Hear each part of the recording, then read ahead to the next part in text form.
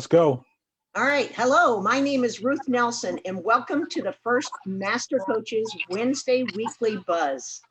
We look forward to sharing our weekly updates that will address current issues, trends, and conversations with leaders in our sport. MasterCoaches would like to thank John Foreman for hosting our weekly buzz. Let's hear it from John. Hi. Just as an introduction to explain where this comes from, we're hang on one second. Gotta get rid of some feedback possibilities. Okay, there we go. This idea came out of a series of conversations that some of you know that I've been doing for the last maybe 5 weeks, which are a little bit longer form. Mick and actually everybody here was part of one of those conversations. And Mick came up with the idea of doing a shorter form current event sort of thing. So that's where Buzz came from. Thanks for Ruth, I think, for coming up with the actual title for it. So this will give us a chance to talk about things in a more condensed format, more real time, while leaving space for other longer form conversations. So I'm excited for this first one to happen, and happy that we've got a special guest with us. So I'll let you guys take it away. Now, let's hear from Mick Haley, former Olympic coach, as he will be introducing not only our special guest today, but also our fellow master coaches joining us. Mick, you're on. Thanks, Ruth. If there's one person in the country that probably has their ear to the ground with so many different groups, it's Kathy DeBoer, the executive director of our Volleyball Coaches Association. And we've asked Kathy to come on today and give us kind of the state of the situation as she knows it, and maybe a couple of her educated guesses on where we're going with volleyball in this country right now. So Kathy, why don't you take it away? Yeah, thanks, Mick and Ruth, Brian, John. Appreciate, one of the things I think we're learning in the sport of volleyball, and maybe we're just not very quick learners, but it is that the mainstream sports media is not going to pay a lot of attention to our sport.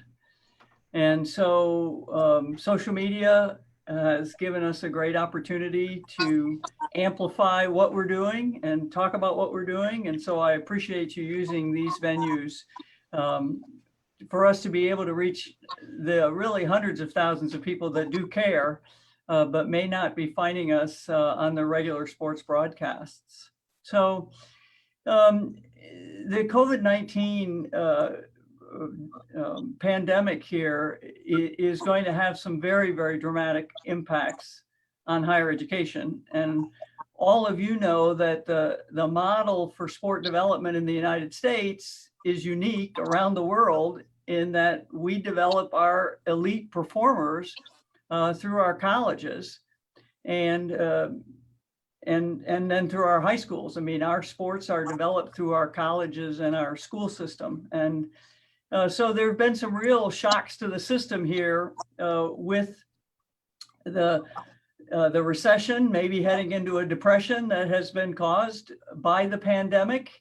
And that will trickle down into our sports. We've been in the middle of a battle here this last 2 weeks to fight for opportunities at the highest levels. So that's NCAA Division I. And there was a proposal that came out of some of the major conferences to reduce the number of sports that were necessary to be sponsored in Division I as a minimum. It was 16 if you're playing at the highest level and 14 at the second level of Division I. And they asked for a waiver of that for 4 years, which told us that this was somewhat of a cynical move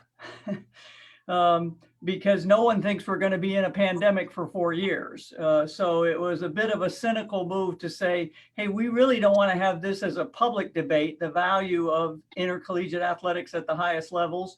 Let's see if we can not waste a crisis to get something we'd like to get done. So that's been your statement, Mick, of my ear to the ground. It's been because I feel like there's been a lot of traffic that's been running over me in the last couple of weeks as we've tried to rally with other Olympic sport coaches associations. And we put together a coalition of 18 that includes swimming, wrestling, soccer, tennis, golf, lacrosse, water polo, just lots of Olympic sport coaches associations to push back on the Division I Board of Directors. And the good news is that we have won at least the first two battles here. Last week, the Division I Council came out with a statement that said lowering sports sponsorship minimums is against our values. And the use of the word values was very, very important and significant in that, because we've been fighting for broad-based programming at Division I for a long time.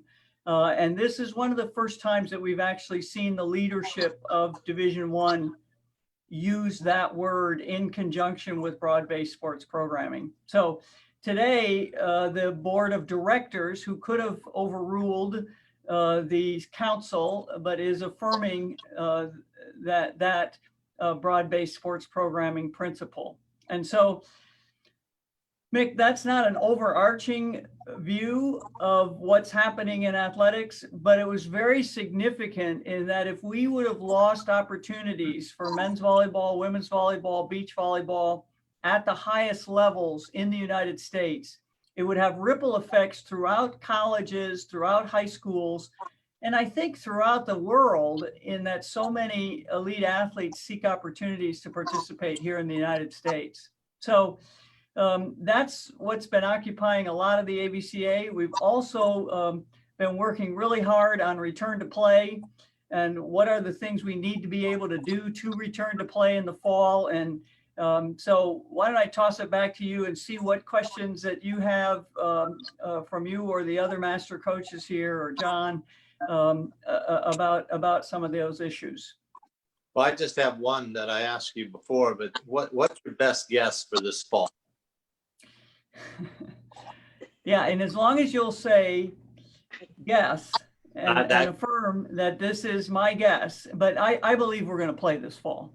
I believe there's going to be a lot of pressure on schools. Okay, now I'm not talking, this isn't the doctor in me. This is simply the pragmatist in me saying there's going to be a huge amount of pressure, I believe, to get our schools open this fall, and to be able to do it safely.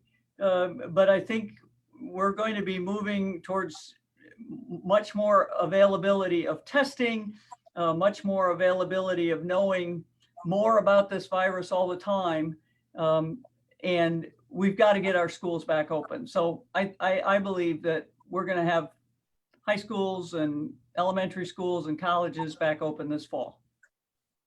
Bob Bertucci is the head men's coach at Sacred Heart University, and he's here with us today. And he's been going through a bunch of things with First Point Volleyball Foundation and his administrators, that sort of thing. Bob, what questions would you have for Kathy? Well, Kathy, I really love your optimism that we're going to be up and running back in the fall, and I understand some of the optimism based on the fact that we've kind of dodged some bullets here with the two steps going through the NCAA, keeping the number of sports at 16 as the minimum. But maybe this is a different time for coaches. You think coaches should really start being more focused on fundraising and being an enrollment facilitator for their institutions? Yeah, no.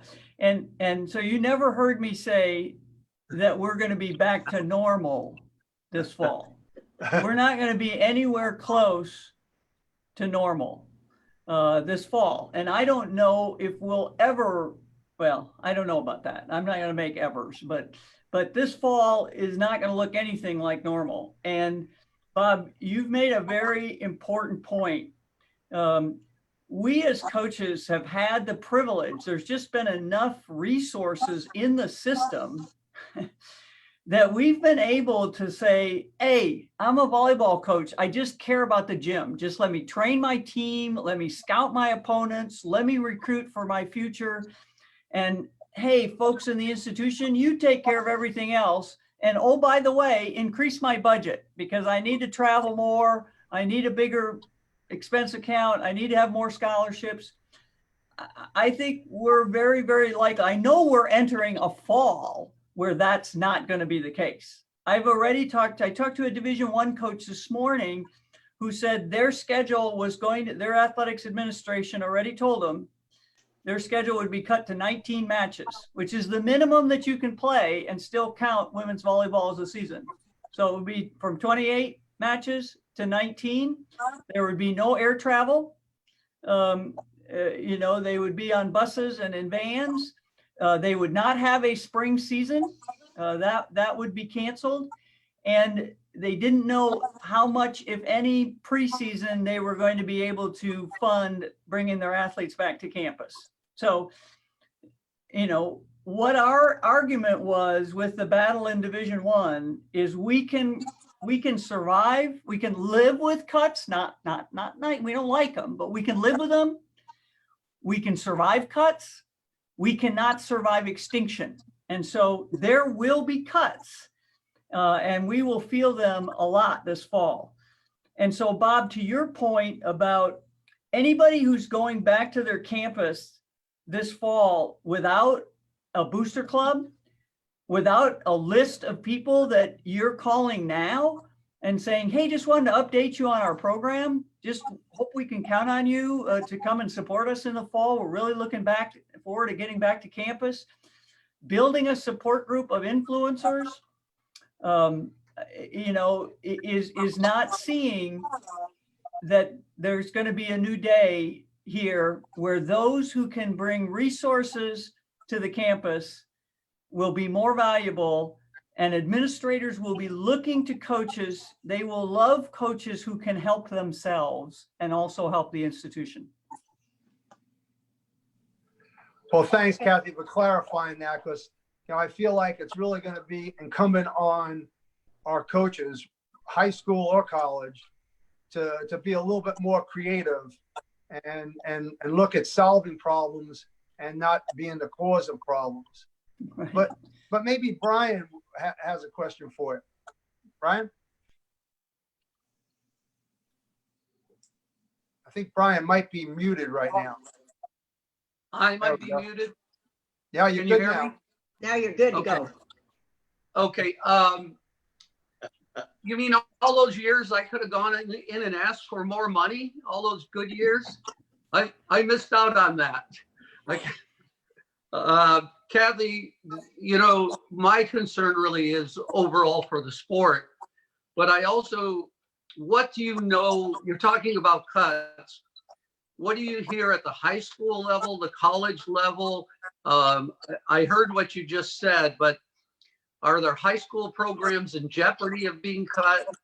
I know everybody needs to be more proactive in for their school, but what do you hear about? Can you give more examples of travel, of restrictions that you see coming, and cuts at all levels? And even how do you predict, again, I know it's a guess, but what are you hearing about even high school club and college? Yeah, I mean, I believe if we ever thought a growth mindset was something that was good for our student athletes, that maybe we didn't need to practice that much, we need to change our minds about that. I think this fall, we are going to be up against things that we haven't seen in a long time in terms of funding cuts and budget cuts. Yes, at the high school level, I was talking to a high school, a person who's running high school programming in New York yesterday. And he said, they're talking in the school systems about not having us play in the fall. And I said, why? And he said, well, because I said, you mean because the schools won't be open? He says, no, they think the schools will be open, but there just won't be any money for operating. And I said, okay, so what's the biggest operating cost? He said, well, probably officials. I said, well, if you could convince them that you can hold competitions and stuff with one official, or, maybe you can find an official who would agree to officiate. And again, I'm not trying to, please officials, don't start writing me. I'm not trying to take any job away from anybody here. I'm saying that flexibility and adaptability is going to be a really strong trait for us to have this fall. We need to be able to bring our kids back to competitive play. And that needs to be the highest priority. And so how can we do that? How can we do that with limiting expenses? And we've already talked about travel. Now we've talked about game operations. You know, it's been unthinkable for us to play 3 matches in a weekend other than the first couple of weekends of the season. Well, if that's still going to be unthinkable, then we may play a lot fewer matches this year. So are those, again, things that we would consider? Now, I'm not trying to take Division I women's volleyball and make it look like a massive junior tournament. But I think this fall particularly, adaptability and flexibility centered on how do we get back to competitive play? How do we give our kids a chance to play the sport is going to be something that we'll be challenged to figure out. Okay, so I've got a question, you know, Kathy, for sure.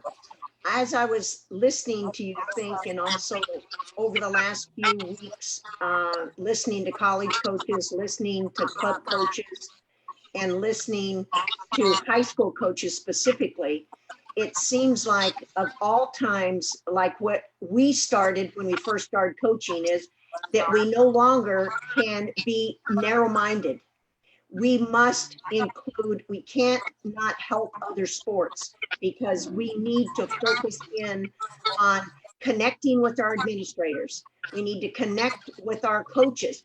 If you're not, as a coach, if you're not out there talking to other coaches in different parts of the country, if you're not talking to coaches in your own school district, it'd be the same thing at the college level. Even if you're at a D2 level, you should be understanding that you need to know what's going on at the D1 level. And to me, what you're saying is we need more communication across the board. It doesn't have anything to do with competition anymore. Yeah, I mean, it's pretty hard to say to us things don't have to do with competition because we're kind of all wired to say, you know, in that direction. But I was on the phone this morning with a Division III coach, who's Jamber Warners, who's been one of, I mean, I think she's arguably the most successful coach in Division III at Calvin College over the last 10 or 15 years. And we were talking about the summer conditioning program that she has put together for her team, that she actually gets them to do, because she's not only put together physical parameters, which are quite taxing and challenging, but she's also put accountability systems in it. And I thought, you know, usually people in Division I and II would go, oh, isn't that nice? This Division III program's doing that. No problem. I got my kids on campus all summer long. We've got a strength and conditioning coach. That's what we pay them to do. You know, and so I don't have to worry about this. And I thought, no, I got to call Amber, because this year, it's very likely that everybody is going to be doing planks in their basement to get their core strength back, and is going to be doing skating movements in their driveway to try and build their balance and to try and build their ankle strength, and is going to be running stairs in their house or maybe some other facility that they can find at the local football field to get their legs back in shape. And that's not just going to be Division III athletes who only get a couple of days of preseason, but it's going to be everybody. And so that it would be a great thing to talk to her. And she's given us the whole program and did just a wonderful interview. But one of the things she said at the end of it was so telling. She said, I just miss so much being in the gym with my athletes. And she said the last few years, competing has become a burden because the expectations were so high. And she said, I can't really say that I enjoyed it. And I hope that this shock to all of our systems of having it taken away, can't be in the gym, can't be practicing, can't be competing. She said, I really hope that I can get back to loving competing. No, And it that's would be a great. powerful change. And I don't have a lot of thoughts that it's going to last for a long time, but I'd sure like us to bask in it All in the right. time that it is there, that we can just get back to competitive play. John has a question, and we always, since he's hosting us, we always let him get on this. And I know he's been biting at the bit because he's texting me on the chat board here. Yeah. All right, John. Well, it's more of an observation perhaps, but in Division II and Division III, there's actually an opportunity for coaches to help their institution. Generally speaking, your revenue drivers rather than expense centers like you are in Division I with all the scholarships. So coaches can actually influence their situations by maybe trying to recruit more than they would normally bring in for a season, or maybe it's a couple seasons depending on how things go.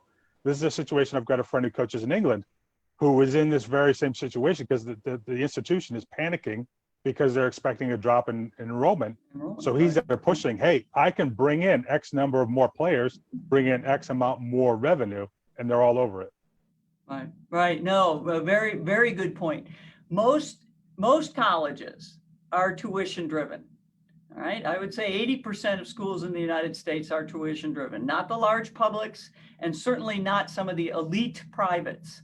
But there are tons that are and student athletes or athletics has been one of the ways to drive enrollment. And so one of the reasons that we've seen men's programs, for instance, growing so quickly in Division III, and we've gone from 60 to 110 in just 7 years.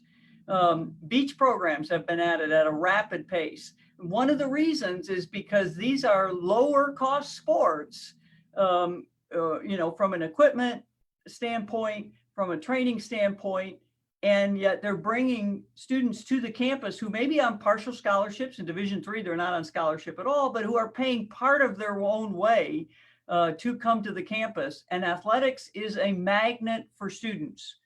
So Tammy Swearingen, who is our Division III rep, she will have 28 students at Westminster this fall. She says, and this is where my answer that opened this up, or what are we going to be doing this fall? She said, I'll have 28 if we open this fall. They're in Pittsburgh. She said, if we don't open this fall, I might have 10 left by January. So this is what I mean by there's going to be tremendous pressure for colleges to welcome students back to campus and to be able to do that in a safe way to keep their students and to keep their students from not going to a school that is open. So, but John, your point is very well taken, is intercollegiate athletics actually brings resources to the college, not very oftenly greater than what they're spending. And in volleyball for sure, because we're not that big. That's why you're seeing men's lacrosse teams and football teams being added, because they bring so many students that they actually pay for themselves and then some. Volleyball is not that, but we certainly are at a point where in tuition-driven schools, we're bringing students and resources to the campus. That's great. Hey, Kathy, Mick has one more question for us because we're wrapping, because we're doing this once a week, making it short and sweet. And I know he has a great question for you. Well, actually, I do have a great question. Has there been any thought about allowing Division I to play Division II or Division III schools because of closeness? Yeah, there has. So this waiver that I told you we were fighting against so hard to keep the minimums where they were, there were lots of things that were asked for in the blanket waiver by Division I. And one of them was for a year to suspend the regulations that Division I couldn't play against II, or that II couldn't play against NAIA schools. Again, prioritizing getting back to competitive play. And saying, yes, let's not be sticklers here for all the things we could have when things were normal. This is not normal, and we want to get competitive opportunities back. We want to get our kids back to competitive opportunities. Okay, well, Kathy, it's been really, really informational. I can't tell you how much everybody appreciates your sharing with us what you're hearing out there and what you think, because you are in the midst of it without question. And we all appreciate you being in this position, because we've got a volleyball person as our executive director, and one of the greatest athletes that we've had out there. So thank you for coming on, and appreciate everything you do. Well, you know, all of you know, all four of you know that there is never a favor extended by the AVCA where there isn't a callback. Okay. And so you all owe me. Thank you very much for what you're doing. And yeah, All right, best of Kathy, luck in wait, building Kathy, this. don't go yet. I got two things. I'm a college coach. Yeah. I'm oblivious. I'm not in the politics. What are the two things that you would tell me to do right now where I'm afraid to talk to my AD, my SWA, and I don't know the president of the university? What are my first two things I need to do when I go out? Yeah, the first thing that I would do is make a list of every influencer around your program. Faculty member, a parent of an athlete, somebody on the board of trustees, a business person in town. Make a list of those people, and then call your AD or your SWA and say, I've got this list of 20 people who really care about volleyball. Will you help me bring them into some ways that they can support our institution? Hey, I'm going back into college coaching. Hey, Kathy, thanks again. And we're going to run this back to John so he can sign us all off. And I know for me and Bob and Mick and Brian, we appreciate everybody joining us. Don't forget to follow us on VB Master Coaches, and we will be back next week. Now back to you, John. Thanks, Ruth. Yeah, as Ruth said, make sure to follow along, because we plan on making this a weekly thing, probably this time every Wednesday. Topics, actually, Mick, do you have an announcement for next week, or do we need to hold off on that? Well, we have a very important person we've contacted who haven't gotten yet, but hopefully we'll get some international information next week from one of the top coaches in our country.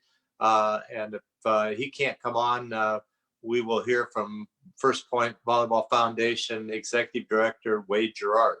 So everybody needs to tune in. We'll try to have some valuable information every Wednesday at this same time. Okay, great.